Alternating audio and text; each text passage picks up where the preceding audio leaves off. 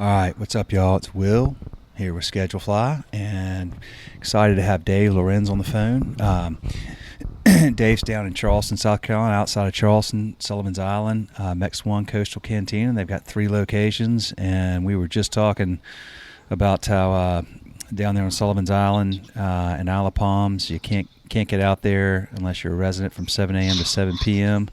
It's like an 80-degree, beautiful day there, and he says it's kind of like a ghost town, and normally that place would be packed on a day like today.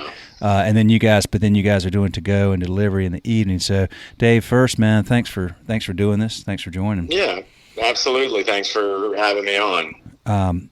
I've been amazed at y'all are just already, your industry, just, as a whole, particularly independent restaurants, you're creative folks, and you do so much, and you come up with so many cool ideas and do so many fun things normally, and then now this thing happens, and y'all have had to think fast, act fast, make changes fast. Tell me about what's been going on with the business there, and absolutely, what's happening. Luckily we we got 3 restaurants, but we have a really good crew and some tight management. We're still very small, and this really kind of came about, I guess, last Wednesday, and they did the shutting the restaurants down. They tried it here in Charleston. They tried for the first day. It was 50 people or less. So we went into overnight. We went in and we put all the chairs up and tables and moved them apart and did all that, and we're pretty much ready for business. And then before you knew it, they just closed it to go only, and either curbside pickup or carry out the next day. So we really didn't. We had one night of kind of the 50 or less, and so obviously that impacted it. But the big shift was, really looking at when you go from your full service into carry out and to go. It's just we do it already. We've been doing it already, and it's maybe 10% of our business, but we shifted to 100% of our business overnight. And we were lucky. We've got a system, a POS system called Toast, and we had just started that this year. And they have a platform that lets you do to go ordering, and it actually goes right through your POS system and shows up in the back of the house. And we were able to, in 36 hours, get online with that, have our full menu on there and operating. And it was really, we had a guy, Morgan Hurley, that's our marketing director, kind of spearheaded it and just dove right in and spent basically 36 hours creating this online system. And that really helped us because, we're not set up to have a phone bank. And, we do have phones, obviously, but, doing a lot of to-go, if we can drive people to the online ordering, it just makes it one step simpler. And it's also better for the customers that can customize their orders and things like that. So overnight, we went into that type of business. And then, our financial team, my wife, Chrissy, runs that. And she dove into, how much cash we have on hand and what our run rates are and all these kind of things, like, immediately. So within a couple of days, we kind of knew where we sat and what we needed to do. So, the hardest part for us was we had to, send out temporary layoff notices, and actually called everybody first personally to let them know that we're going to have to slim down. And so with our 3 restaurants still open now, we've cut down to about 8 to 10 per location, and they're just management and some of our key, employees that have been with us for a long time, that have some good skill sets that we need, during this time. And we've reduced pay with any salaried people and reduced pay with the workers. Luckily, they have been getting some really good tips, which has been great, seeing the community kind of pull together and tip a little heavy, which is needed. It helps pay for them, but we're really running on just a break-even kind of model to try to keep sharp, keep the engine going, and weather through the storm, basically. So when this does pass, we'll be able to open up. But it's been challenging, and every day really throws a new challenge at us, and we huddle up in the morning and take stock, and then figure out a plan to get around it. Man. Well, hey, look, I mean, I tip my hat that you're able to run at a break-even model right now. I mean, a lot of people, that's about as good as it gets right now, I think. Mm-hmm. Yeah, we've seen a lot of restaurants that are shutting down, and it's also, you need to conserve that cash. I mean, that's the number one thing. So you can, when this does pass, and it will pass, we'll be able to get back open. So a lot of people are just hunkering down and holding on to that cash, which is smart too. Yeah, for sure. Well, I mean, do you so how much? Obviously, it's 100% of the revenue right now to go and takeout and all that, curbside delivery. But it was 10% before. How much has that grown? What is it grown 100%, 300%? Oh yeah. I mean, it's well, yeah, we haven't really crunched onto those type numbers on where we're at, but and it's very driven. We haven't really seen. This is going to be the first full week where we were just open at night. We had some, it was just starting in Charleston last week, so we had some good beach days and some good weather days. So we were open all day and actually saw some pretty good sales, profitable days, even with the shutdown. But then, we've gone to an evening only model, and so we're capturing a lot of that at that time. But I would say it's probably 300% up at least with what's happening. What do y'all? Oh, go ahead. I'm sorry.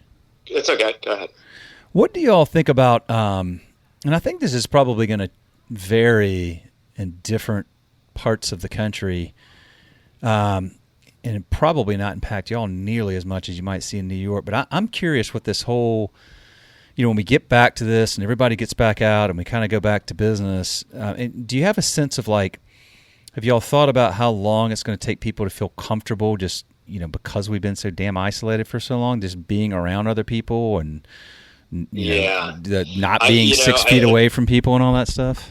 Yeah, well, it's fun. I was just talking to we've got a guy that works with us that's he's a consultant in Dallas, and he works with a bunch of different companies around the country, and obviously there's some areas, New Orleans and Dallas, that he works in, and that are way heavier hit. And so we're kind of, and they're also a lot further ahead than when Charleston is, so we kind of are learning some things there. But I think even human interaction, just being out, and you'll run into a friend on the street, you just notice that nobody's standing close to each other, and if you go in the grocery store, everybody's kind of keeping their distance, and it is kind of bizarre change in kind of our how we interact with each other. I do think it's going to be a climb out situation. I don't think it's going to be a light switch and this is just going to get turned off, and then everybody's going to go to having these big, going to a big, football game, or going to a big, concert or anything like that, or packing the bars and restaurants immediately. I think there will be a climbing out period, but, bottom line is people love to go out, and they love to go out to eat. They love to go out to bars. It's different from eating at home. And we're even kind of banking on that at least in Charleston, after a few weeks of this, people are getting antsy. I mean, I'm already tired personally of eating at home. Oh my gosh, man. I have. No, for sure. I'm tired of doing dishes, all that. And that's why the restaurant industry is so strong, is people like to go out and like to be social. That's the American way, Yeah. So I think you'll see a crawl out, but I think it will come back strong, once everybody starts feeling comfortable. You got your staying on the radar with this stuff that's hopefully going to pass here very, very soon and up in Congress? Yeah. I mean, we've kind of seen that this morning, I guess. It passed last night, right? And or I think temporarily, or they've kind of agreed to where they need to be. And I think that's giving everybody a little bit of hope. I mean, you've got to do what you got to do. The government, this is why we live in the greatest country in the world. I mean, they're going to step up, and they're going to, help where they can, and hopefully there's obviously looking out for the small guys as well. And I think it's going to be balanced. And we've got a very strong economy, and we have a culture and a country that takes challenges and runs with it. And I think I definitely see we're going to need some assistance. I think everybody's going to a little bit in some way or another. And then, like I said, it's got to get back, and everybody's got to be tight. I mean, I talked to my crew and said, look, I went a week without spending a dime, just using food that we had at the house, or we ate at the restaurant, or we did, because you can't go out, you can't do anything. And I said, just make sure you're tight. And I mean, this is the time to, it's not going to be forever, and be frugal, and that's okay for now, but make sure, just like our businesses, I'm telling all of our crew to, make sure they're frugal and holding on to their cash as well. So, well, it's a good time for, those of us that have learned this, or those of us that are maybe, not old enough to have really had to experience something like this, or, I mean, none of us experienced this, but the financial implications are, one of the great, lessons that hopefully people will begin to start to really pay attention to and take seriously is, don't live paycheck to paycheck if you're able. Take something. Take some percent, and be disciplined about taking some percent of what you take home and putting it aside. Go without the the pair of shoes or the whatever, and just you need something for a rainy day. Well, I think restaurants as well. I mean, we were lucky that we started to kind of thin out our operations and just looked at our operations starting last summer, and we made some difficult decisions that kind of kept us a little bit leaner. I'd worked with another company that went through the 2008, there's a restaurant group that went through the 2008 recession, where casual dining just got smoked. And so I've lived through that, and it was very challenging. We had to bob and weave. I don't think it's anything as drastic as this was, or this is. We still have a lot to kind of come and figure out. But I think, when you can stay lean as a restaurant, and there's expenses, you kind of have to always be assessing and say, well, do we really need that? Does that, does that help us sell another taco? Does that help our crew member? Does that help our community? Those kind of things. And if they don't, you just got to get rid of them and stay lean. And I think this will be a big lesson to a lot of people that, where they can cut. We've cut some things that, we probably won't bring back because it just doesn't make sense. Yeah, for sure. Absolutely, man. Well, look, I'll let you roll. I know you got a lot going on. I appreciate the time. We just literally started this today. This is the third one I've done, but we're just going to kind of just do a series here on the podcast, just trying to talk to folks around the country, figure out what's on everybody's mind. What, and this, I mean, so much changes every day. It's like by tomorrow, who knows? So, I will say, I'll plug a shameless plug of we have used ScheduleFly tremendously on communication with the crew, and with our fly notes to the management team, and even the labor modeling. That's helped us a lot. That's something that is hats off to y'all. It's so easy to use, and I mean, we put in this week's sales, and we have all of our labor numbers, and we changed our labor, so we have a theoretical labor number that we know. And I mean, that's what you got to be doing right now. You got to be looking every day and use the tools that are out there to put those to use, and they're helping us tremendously. So I love y'all's platform, and we're huge fans. Dude, I really appreciate that. Well, look, I think the thank you for saying that. We've been, what we've really seen so far, and we really are proud of this, I guess, or just happy for this more so, is that people, a lot of folks have just they've laid off their whole team. I mean, it's good that y'all still have 8 or 10 per location, and so many folks have just like you said, they've laid basically their whole team off except for salaries or managers, and they're closed. And this is it's a mental health crisis for a lot of folks right now. Sure. It's hard enough for those of us that are just like you said, we're sick of being home. But what if you've lost your job? What if you don't even know if your restaurant's going to reopen?